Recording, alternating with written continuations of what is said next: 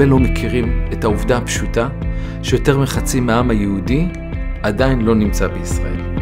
אני חושב שהכלי הטוב ביותר, שהוכח במשך עשרות שנים לחיבור של יהדות התפוצות לישראל, זה החינוך היהודי-ציוני בתוך בתי הספר.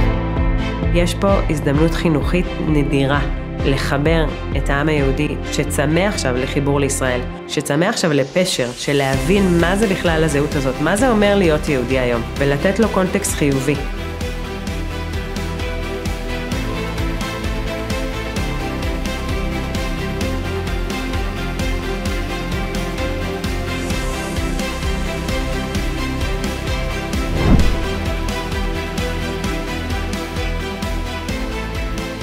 כ-4,000 תלמידים מ-40 בתי ספר יהודים ברחבי העולם השתתפו במיזם.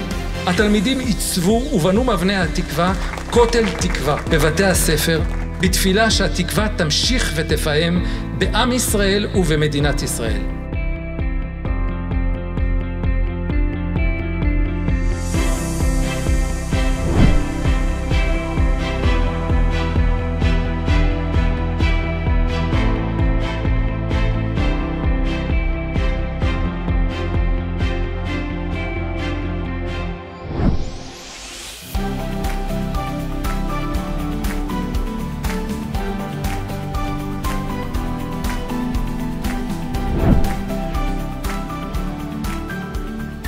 הרוח נושבת to whoever is very excited to be here.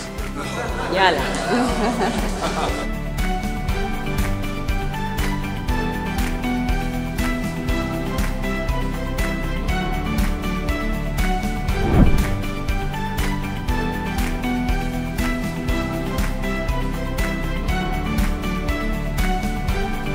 כדי להוציא שליח נדרש מפעל שלם. אנחנו קוראים לו מפעל השליחות.